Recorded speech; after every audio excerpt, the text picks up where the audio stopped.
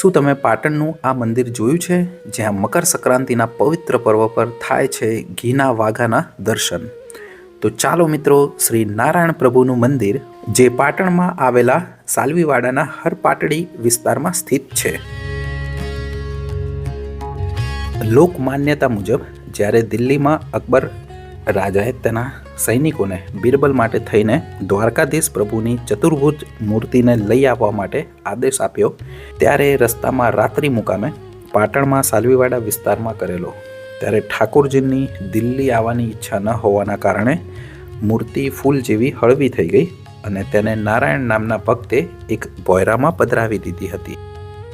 વર્ષો વીતી ગયા બાદ ભક્તને ભગવાને સ્વપ્નમાં જણાવ્યું કે ભોયરામાં હું બિરાજું છું, તું મને બહાર કાઢીને ભક્તજનોને દર્શન કરાવ. નારાયણ ભક્તે પ્રભુને જણાવ્યું કે હે પ્રભુ, તમારી પ્રતિમાને કેમ કરીને ઉંચકી શકીશ તથા વસ્ત્રો વગર કેમ દર્શન કરાવીશ?